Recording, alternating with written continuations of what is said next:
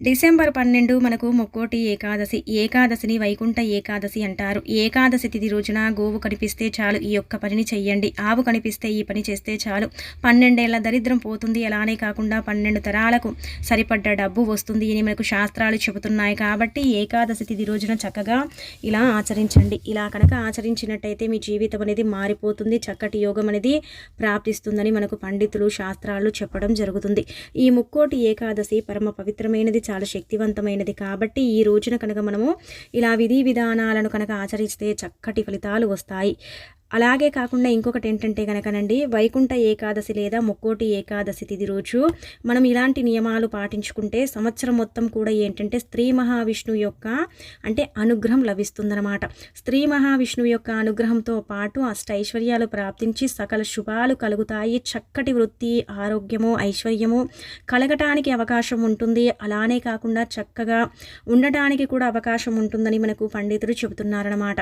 కాబట్టి ఇలా ఈరోజు ఏంటంటే ఆవు కనిపిస్తే ఈ పని చేస్తే మనకు సంవత్సరం పొడుగునా ఏంటంటే ఆ స్త్రీ మహావిష్ణువు యొక్క అనుగ్రహం కలుగుతుంది. అలానే కాకుండా సంవత్సరంలో వచ్చే అన్ని ఏకాదశుల కంటే కూడా ఈ ముక్కోటి ఏకాదశి చాలా ప్రత్యేకత ఉంటుందన్నమాట. దీనినే వైకుంఠ ఏకాదశి అని కూడా పిలుస్తూ ఉంటారు. ముక్కోటి ఏకాదశి అత్యంత పరమ పవిత్రమైనది.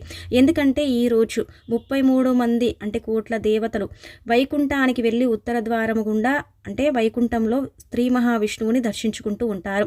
అందుకే ఏకాదశిని ముక్కోటి ఏకాదశి అని కూడా పిలుస్తారని శాస్త్రాలు చెబుతున్నాయి. అందుకే మనం కూడా ఏంటంటేనండి ముక్కోటి ఏకాదశి తిథి రోజున విష్ణువుకు సంబంధించిన ఆలయాలకు వెళ్ళి ఉత్తర ద్వారము నుంచి స్త్రీ మహావిష్ణువుని కనుక దర్శించుకున్నట్టయితే, అలా ఆయనను మనం దర్శించుకున్నట్టయితే సంవత్సరం పొడుగునా ఏంటంటే లక్ష్మీనారాయణ యొక్క అనుగ్రహం కలుగుతుంది. అలా అనుగ్రహం కలగటమే కాదండి, మనం చేసే వృత్తి కూడా చక్కగా ఉంటుంది. మనం చేసే ప్రతి పని కూడా విజయం సాధిస్తుందని శాస్త్రం చెబుతుందన్నమాట. అలాగే కాకుండా ముక్కోటి ఏకాదశికి ఇంకొక ప్రత్యేకత కూడా ఉంది. అదేంటంటే ఆ రోజు అంటే ముక్కోటి ఏకాదశి తిథి రోజున ఉపవాసము ఉంటే 33 కోట్ల ఏకాదశుల ఉపవాసము ఉన్న పుణ్యఫలం కూడా మనకు కలుగుతుందని పండితులు చెబుతున్నారు. అందుకే ఈ రోజు ఏంటంటే ఉపవాసము ఉండాలన్నమాట. ఈ ఉపవాసము చేస్తే సంవత్సరంలో వచ్చే ఏకాదశుల్లో అన్ని ఉపవాసాలు చేసిన పుణ్యం కూడా మనకు కలుగుతుంది. కాబట్టి ఈరోజు ఖచ్చితంగా మీరు ఉపవాసం ఉండండి, చాలా మంచిదనమాట. అలాగే కాకుండా ఏంటంటేనండి ఇలా మనము అంటే ఉపవాసం ఉండాలి. రోజంతా కూడా ఏంటంటే ఏ ఆహారం కూడా స్వీకరించకుండా ఉపవాసం చేయాలి. మరునాడు ఏంటంటే ఎవరికైనా సరేనండి భోజనం పెట్టిన తర్వాత ఏంటంటే మనము ఆహారాన్ని స్వీకరించాలి. ఇలా కనుక చేస్తే చాలా మంచిది. ఆధునిక కాలంలో కష్టం అంటే మనకు ఉపవాసం ఉండడం కష్టంగా భావిస్తూ ఉంటారు. దానికి బదులు ఏంటంటే పాలు పళ్ళు స్వీకరించి కూడా ఉపవాసం చేయవచ్చు. అలా కుదరకపోతే ఏంటంటే ఉడకబెట్టని పదార్థాలను ఏవైనా అంటే ఉంటే వాటిని తింటూ కూడా ఉపవాసం చేయొచ్చని మనకు పండితులు చెబుతున్నారు. కానీ వండిన పదార్థాలను తిని ఉపవాసం ఉంటే దానికి పెద్దగా ఫలితమైతే రాదని శాస్త్రం చెబుతుందన్నమాట.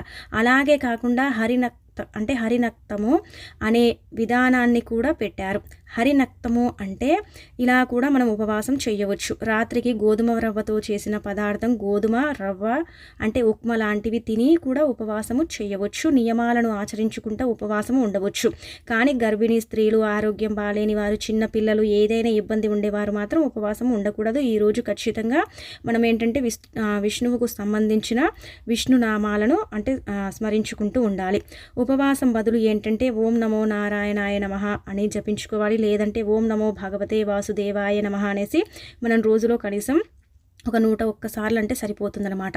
కోటి జన్మల పుణ్యం కలుగుతుంది, చక్కటి యోగం ప్రాప్తిస్తుంది. అలాగే కాకుండా మనకు లక్ష్మీనారాయణ యొక్క అనుగ్రహం కలుగుతుంది. మీ ఇంట్లో లక్ష్మీనారాయణ యొక్క ఫోటో ఉంటే ఆ ఫోటో ఏంటంటే పూజ గదిలో చక్కగా అలంకరణ చేసుకుని ఇలా పూజా కార్యక్రమాలు చేయండి. అలాగే కాకుండా ఏంటంటే శ్రీరామ అంటే చంద్రమూర్తి, శ్రీకృష్ణుడు పరమాత్ముడు అంటే శ్రీకృష్ణ పరమాత్ముడు వెంకటేశ్వర స్వామి లేదంటే లక్ష్మీ నరసింహస్వామి ఫోటో ఉన్నా సరిపోతుందండి. మనం లక్ష్మీనారాయణ ఫోటో ఉన్నా సరిపోతుందన్నమాట. ఇలా విష్ణువు రూపాల్లో ఉండే ఈ ఫోటోలు ఉంటే సరిపోతుంది. ఆ తర్వాత ఏంటంటే చక్కగా అండి ఉదయాన్నే లేచి శుచిగా స్నాన కార్యక్రమాలు చేసుకుని విష్ణు పటానికి అంటే కుంకుమ పసుపులతో బొట్టు పెట్టి గంధంతో మనం చక్కగా బొట్టు పెట్టుకుని ఆవు నెయ్యితో దీపాన్ని వెలిగించి పుష్పాలను సమర్పించి ఆ తర్వాత ఏంటంటే స్వామివారి పటం ముందు కూర్చొని మనం కూడా ఏంటంటే ఉపవాసము చేసుకుంటూ చక్కగా స్వామివారి నామాలను అంటే జపించుకుంటూ ఒక్కొక్క పుష్పాన్ని స్వామివారి ఫోటో ముందు పెట్టుకోవాలి. ఓం నమో భగవతే వాసుదేవాయ అనుకుంటూ కూడా మనం 21 సార్లు పఠించవచ్చు. లేదంటే మనం ఈరోజు ఏంటంటే కనుక ఓం నమో నారాయణ అంటే మనం చక్కగా ఓం నమో భగవతి వాసుదేవాయతో పాటు ఓం నమో విష్ణుమూర్తి ఆయ నమః అని కూడా మనం పలకవచ్చు. ఆ తర్వాత పచ్చకర్పూరంతో హారతి ఇచ్చి క్షీరా అన్నం కానీ లేదంటే ఆవు పాలతో చేసిన ఏదైనా సరేనండి, పొంగలి కానీ లేదంటే మనం నార్మల్గా వచ్చేసి మనం బెల్లంతో చేసిన నైవేద్యం కానీ పెట్టవచ్చు. అలా కనుక పెడితే ఆ స్వామి సంతోషించి కావలసినంత ఐశ్వర్యం మన ఇంటికి పంపిస్తాడనమాట. ఇక అలాగే కాకుండా ఏంటంటే కనుకనండి ఈరోజు చక్కగా కమల పూలు ఉంటాయి కదా, అవి కూడా స్వామివారికి అంటే సమర్పించవచ్చు. అంటే చాలా పుష్పాలను కూడా స్వామివారికి సమర్పిస్తే చక్కటి ఫలితాలు వస్తాయని శాస్త్రం చెబుతుంది. కాబట్టి ఇలా ఆచరించండి. ఇక ఆ తర్వాత ఏంటంటేనండి దగ్గరలో ఉండే వెంకటేశ్వర స్వామి ఆలయానికి కానీ లేదంటే నరసింహస్వామి ఆలయానికి కానీ విష్ణువు అంటే రూపాలైన ఏ ఆలయానికైనా సరేనండి అక్కడికి వెళ్ళేసి ఏంటంటే గజస్తంభం దగ్గర ఏంటంటే ఒక దీపం పెట్టండి. ఈ దీపం ఏంటంటే ఇంటి యజమాని కూడా పెట్టొచ్చు, యజమాని రాళ్ళు కూడా పెట్టొచ్చు. విష్ణువుకు సంబంధించిన ఆలయాల్లో ఏంటంటే ధ్వజస్తంభం దగ్గర లేదంటే మనం చక్కగా ఆ యొక్క ప్రాంగణంలో అంటే మనం నార్మల్గా వచ్చేసి విష్ణువుకు సంబంధించిన ఆలయాల్లో ఎక్కడైనా సరే ప్రాంగణంలో ఏంటంటే దీపం పెడితే సంవత్సరం అంతా కూడా చక్కటి యోగం ప్రాప్తిస్తుంది. స్త్రీ మహావిష్ణువు యొక్క అనుగ్రహం లభిస్తుంది. స్త్రీ మహావిష్ణువుతో పాటు లక్ష్మీదేవి అనుగ్రహం కూడా కలుగుతుంది చక్కటి యోగంతో పాటు. అలాగే కాకుండా సిరి సంపదలకు లోటు ఉండదన్నమాట. విష్ణువు ఆలయాల్లో ఏంటంటే 3 లేదా 11 లేదా 7 ప్రదక్షిణలు చేస్తే చక్కటి ఫలితాలు వస్తాయని శాస్త్రాలు చెబుతున్నాయి. కాబట్టి ఇలా ఆచరించండి. ఇంకా తర్వాత వచ్చేసి ఈరోజు ముఖ్యంగా గుర్తుపెట్టుకొని చేయాల్సింది ఏంటంటే కనుక ఆవు కనిపిస్తేనండి, ఆవు కనిపిస్తే ఏంటంటే ఈ పనిని చెయ్యండి. ఆవుకు మనం ఏంటంటే చక్కటి అంటే మనకు ఆవు కనిపిస్తే ఈ పని చేస్తే 12 ఏళ్ల దరిద్రం పోతుంది, చక్కటి యోగం అనేది ప్రాప్తిస్తుంది. అలానే కాకుండా అద్భుతమైన ఫలితాలు కూడా వస్తాయని మనకు పండితులు చెబుతున్నారనమాట. హిందూ సాంప్రదాయాలలో గోవుని దైవంగా పూజిస్తారు. అలానే కాకుండా గోవుని ఏంటంటే దైవంగా వర్ణిస్తూ ఉంటారు. అలాగే కాకుండా గోమాతను నిష్ట నియమాలతో ఏంటంటే గోవుని ఆరాధిస్తూ ఉంటారు. అలాగే కాకుండా ఏంటంటేనండి ఈరోజు కనుక మనము చక్కగా గోవుని పూజిస్తే 33 కోట్ల మంది దేవతలను పూజించినట్టే. అలానే కాకుండా గోవుకు ఏదైనా సరే ఆహారము తినిపిస్తే మనము 33 కోట్ల దేవతలకు ఏంటంటే ఆహారాన్ని అందించిన వారం అవుతామని శాస్త్రాలు చెబుతున్నాయి. గోవుని పూజించడం వల్ల అంటే సకల పాపాలు తొలగిపోతాయి. గోవు పాదాలను తాకడం వల్ల చక్కటి యోగం అనేది అంటే కలుగుతుంది అన్నమాట. అలాగే కాకుండా గోమాత నోరు అంటే నాలుక అలానే కాకుండా దైవాలతో అంటే సమానమైనది పురాణాలలో వర్ణించబడుతుందన్నమాట. అలాగే కాకుండా ఈరోజు ఏంటంటే కనుక ఎవరైతే గోవుకు చక్కగా నుదుటి భాగంలో బొట్టు పెట్టి గోవు పాదాలను తాకి గోవు చుట్టూ ప్రదక్షిణలు చేస్తారో వారికి ఖచ్చితంగా 33 కోట్ల దేవతల అనుగ్రహం కలగడానికి అవకాశం ఉంటుందని శాస్త్రం చెబుతుందన్నమాట. అలాగే కాకుండా ఈరోజు ఏంటంటే కనుకనండి గుర్తుపెట్టుకోండి, మీకు దగ్గరలో ఉండే గోమాతలు ఉంటాయి కదా, లేదంటే మీరైనా సరే గోశాలకు వెళ్ళేసి ఇలా ఈ పరిహారం అనేది ఆచరించండి. ఏం చేయండి అంటే కనుకనండి గుర్తుపెట్టుకోండి, బెల్లంతో కూడిన ఆహారం ఏదైనా సరే ఈరోజు గోవుకు పెట్టవచ్చు. వివాహం కావటం లేదని ఇబ్బంది పడేవారు, ఏదైనా సరే జాతక దోషం ఉందని బాధపడేవారు, ఏదైనా సరే రాహుకేతు ప్రభావాలు ఉన్నాయని ఇబ్బంది పడేవారు ఏంటంటే కనుక దగ్గరలో ఉండే ఆవుల దగ్గరికి వెళ్ళి బెల్లంతో కూడిన ఆహారాన్ని కనుక వారికి పెడితే చక్కటి యోగం ప్రాప్తిస్తుంది. ముందుగా మనం చేయాల్సింది ఏంటంటే కనుకనండి చక్కగా ఆవు దగ్గరికి వెళ్ళేసి ఆవును ఏంటంటే నుదిరి భాగంలో చక్కగా పసుపుని రాసేసి కుంకుమతో బొట్టు పెట్టాలి. ఆ తర్వాత ఆవు పాదాలకు పసుపుని రాయాలి. ఆవు పాదాలను చక్కగా నమస్కారం చేయాలి.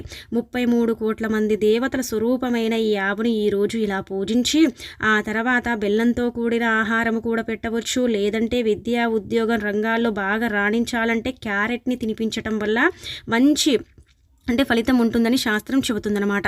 అలానే కాకుండా ఇంకొకటి ఏంటంటే కనుకనండి ఈరోజు ముఖ్యంగా గుర్తుపెట్టుకోండి, దోసకాయని పెట్టడం వల్ల ఏంటంటే శత్రు నివారణ జరుగుతుంది. అలాగే వచ్చేసి ఏంటంటే కనుక బెండకాయలను పెట్టడం వల్ల మనోధైర్యం పెరుగుతుంది. అలాగే కాకుండా ఏంటంటే బెల్లంతో కూడిన ఆహారాన్ని పెట్టడం వల్ల అప్పుల బాధలు అనేక రకాల ఇబ్బందుల నుంచి మనం బయటపడగలుగుతాము. ఏకాదశి తిథి రోజున నానబెట్టిన కందులని అంటే ముక్కోటి ఏకాదశి తిథి రోజు ఆవుకు తినిపించాలి. దీనితో రుణ విముక్తి కలుగుతుంది. ముక్కోటి ఏకాదశి తిథి రోజు కుటుంబంలో కలహాలు ఉన్నవారు అంటే మనం ఏంటంటే కనుక కుటుంబ సభ్యుల్లో మధ్య గొడవలు జరుగుతూ ఉంటాయి కదా, అలాంటి వాళ్ళు ఏంటంటే పచ్చి శనగల్ని నానబెట్టి బెల్లంతో కలిపి తినిపిస్తే మనకు అలాంటి గొడవలు తగ్గటానికి అవకాశం ఉంటుందని పండితులు చెబుతున్నారన్నమాట. అలాగే కాకుండా పిల్లలు విద్యలో ఎదగాలన్నా తల్లిదండ్రులు చక్కగా పిల్లలకు విద్యాభ్యాసం నోట పట్టాలన్నా ఈరోజు పెసర్లని ఏంటంటే గోవుకు తినిపించండి. ముక్కోటి ఏకాదశి తిథి రోజున ఆవుకు అంటే చెయ్యి మనం ఏంటంటే పెసర్లను పెడితే చాలా మంచిదండి, చాలా అద్భుతమైన ఫలితాలు వస్తాయి. అలాగే పాలకూర అంటే పచ్చ ఆకుకూరలు తినిపించడం వల్ల ధనవంతులం అవుతాము. స్త్రీ మహావిష్ణువు యొక్క అనుగ్రహం కలుగుతుంది. కాబట్టి ఇలా ఆచరించండి. గోమాతకు గోధుమ పిండితో చేసిన ఏ ఆహారమైనా సరే ఈరోజు పెట్టవచ్చు. ఇలా కనుక పెట్టుకుంటే చాలా అద్భుతమైన ఫలితాలు వచ్చి జీవితం అనేది మారి 12 ఏళ్ల దరిద్రం పోతుంది. ముఖ్యంగా గుర్తుపెట్టుకోండి, బెండకాయ పెడితే మనోధైర్యం పెరుగుతుంది. క్యారెట్లు పెట్టడం వల్ల జీవితంలో ఉన్నత స్థాయికి వెళతాము. బెల్లం కలిపిన ఆహారాన్ని పెడితే మనకు జీవితంలో ఉండే కష్టాలు, దుఃఖాలు, దరిద్రాలు పోయి అప్పుల బాధల నుంచి మనం బయటపడతాము. అలాగే కాకుండా ఈరోజు విద్యార్థులు పెసరపప్పుని గోమాతకు పెట్టిన, నానబెట్టిన శనగల్ని పెట్టినా చాలా అద్భుతమైన ఫలితాలు వస్తాయని శాస్త్రాలు చెబుతున్నాయి. ఇలా మీరేంటంటే ఇలా ఆరాధించండి. అలాగే కాకుండా 12 ఏళ్ల దరిద్రం పోతుంది. ఇందులో మీరు ఏది పెట్టినా చక్కటి ఫలితం వస్తుంది.